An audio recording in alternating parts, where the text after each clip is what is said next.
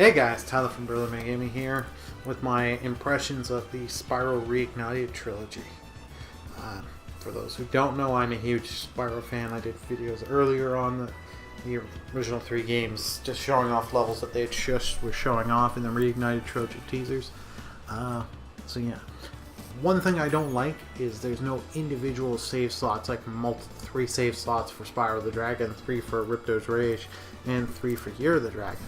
There's 3 main save slots here. It's kind of cool though that this shows you the percent for each game and your total time and total percent overall, but I kind of wish they would have just given me the multiple save slots, but I get it, it's to make it go quick and that you can just go on the fly, pick a game, and you're loading that up quickly, that save. I get the mentality, I just have my own wishes and thoughts.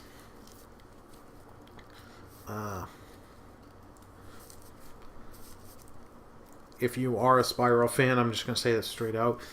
You liked the original 3 games, I say definitely pick it up because it's got the nostalgia written all over it. They've added some things for Spyro 1 here.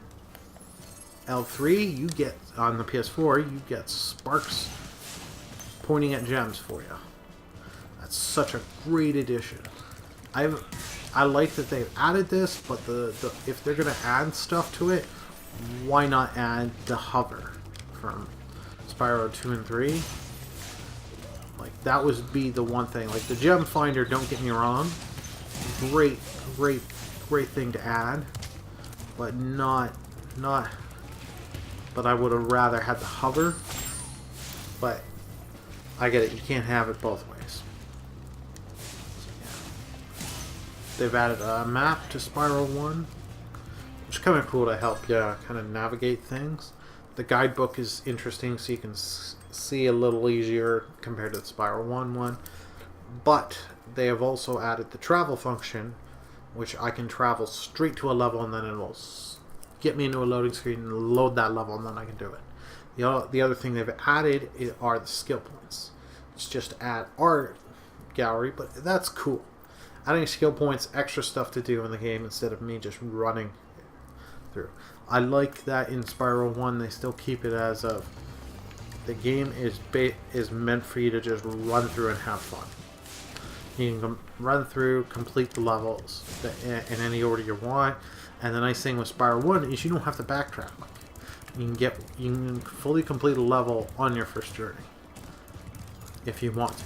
You can go back and do multiple attempts if you want, or complete it all at once. It's a great thing.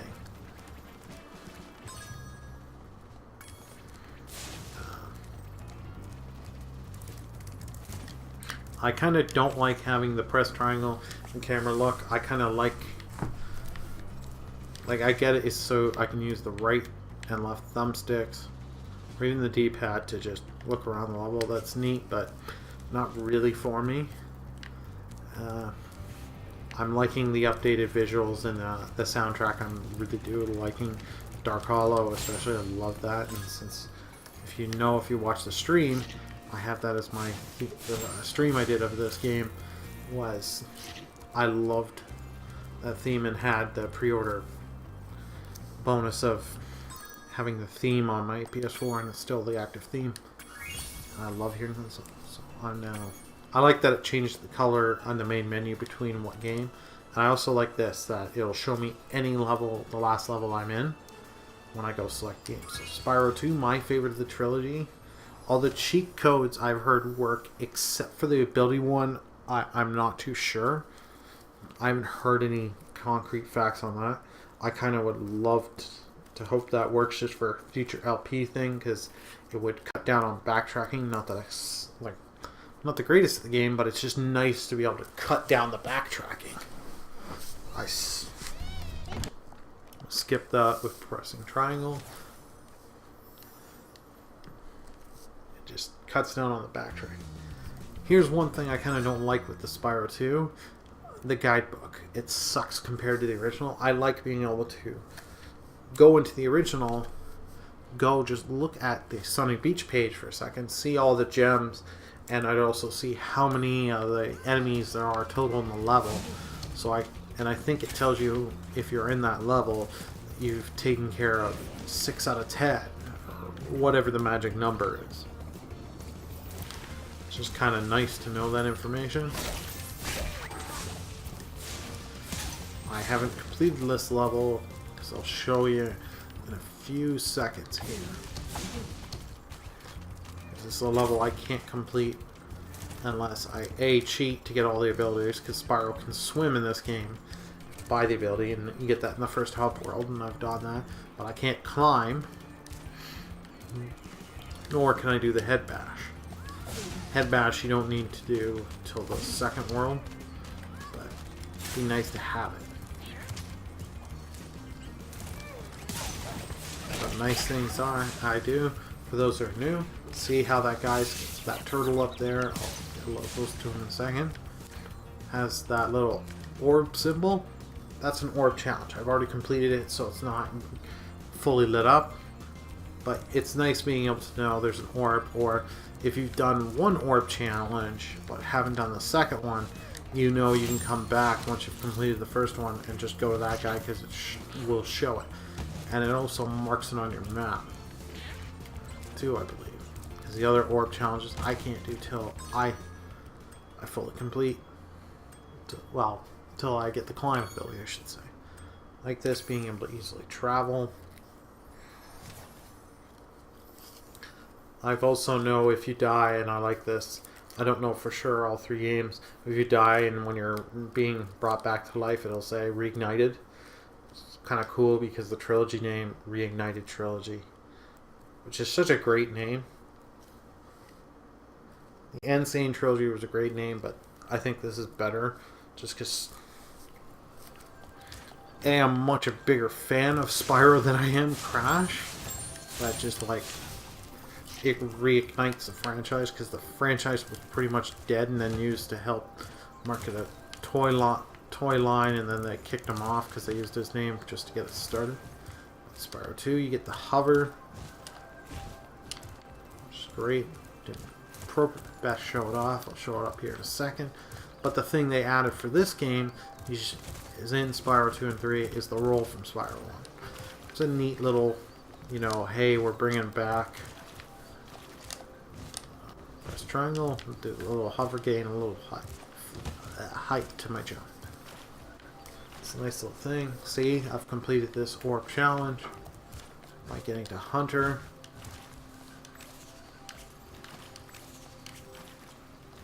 I'm just taking a break. I think they added a little bit more to the dialogue for some of the stuff, but I'm not too sure.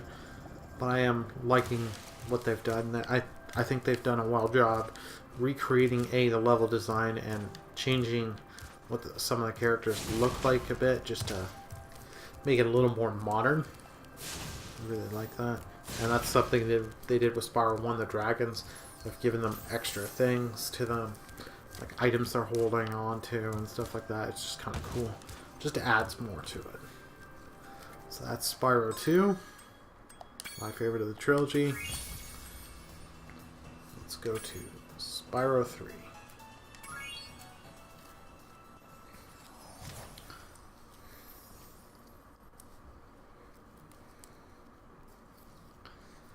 I know I've been told that the cheats do work to change, like, you know, big hood mode, flat Spyro, and the different color cheats.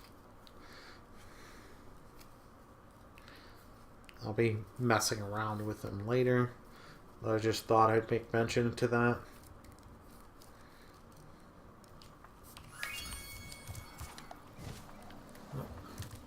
So you've got the rule. You've also got the Gem Finder mode of Sparks, which is great in Spyro. Original Spyro, Year of the Dragon, Spyro 3, that was locked.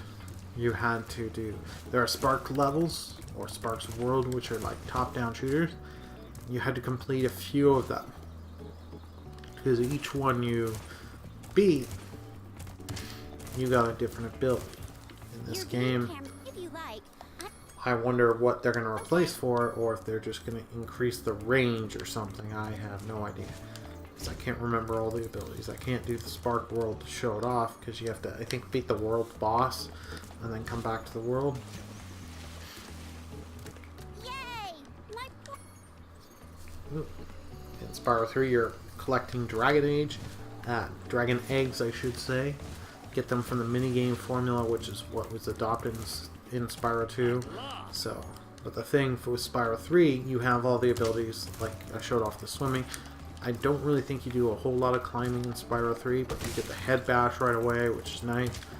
But the thing for Spyro 3 is in the hub worlds, you'll have money bags every hub world giving you a character that you can purchase to save from the sorceress, but they've been locked up. Sheila the Kangaroo, you play as her, you play as them in their own level, but you now have to,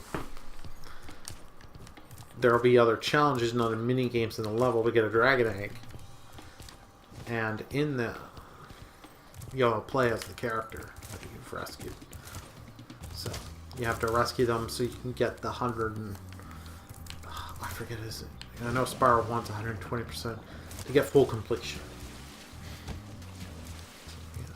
But Spyro 3 goes back to like Spyro 1 where you need, by killing enemies you get gems. Spyro 2 did the whole soul thing, which I like. I understand going back to the gems so you're not hiding gems all over and you're making sure people take care of the enemies. And then want to put the power-ups behind areas so that way people aren't cheesing through stuff like they were in Spyro 2. You could do a lot of cheese with like the super fly and stuff and get out of bounds. So yeah, if you're never really played the Spyro series and want to try it, I think this is an excellent spot to try and jump into the series. I'm sure there's going to be some Best Buy, EB Games, GameStop's setups over the next little while to help sell this. If you're buying digitally, give it time to download, because as someone who has been on this channel, who tried it at my house for 15 minutes and then bought it themselves, just to start the game is like 20 something gigs, and then requires that only gives you Artisan World for Spyro 1 unlocked. Probably gives you this Homeworld's Sunrise Spring for Spyro 3 and the first hub world of Spyro 2, Summer Forest, unlocked, and you have to download the rest. Even if you buy the game on disc, you have to download parts for Spyro 2 and 3. I don't know if it's for Spyro 1 as well, but I just thought it's best to mention it. I definitely recommend it, and I don't know if it's happened yet, but a little while after I know the game's going to get released as a double pack, you get this and the Crash and Sane Trilogy, both on one disc, or however they're doing it, digital code for both the Xbox One and PS4. So if you don't have either and you're interested in both but haven't picked either up, definitely recommend it. If you're a Spyro fan, I definitely recommend it. If you're like a 3D platform collector fun like Mario 64, Super Mario Odyssey, Banjo-Kazooie, I think this is up your alley. It's just a fun, great game series. I hope it honestly does well, and I'd love to see what Activision does with the series themselves. And I hope we eventually, for those on PC, because I don't think you got a PC port, I could be wrong, but also port it in this Nintendo Switch. You don't need to make, like, even if the graphics and stuff go down a little bit, I'd like it just to have more people get it into more people's hands. It's been Tyler from BurlyMan Gaming. Let me know what your thoughts are. I'd love to know what your thoughts, if you picked it up, you're going to pick it up, what you think. It's been Tyler from BurlyMan Gaming, signing off. Bye.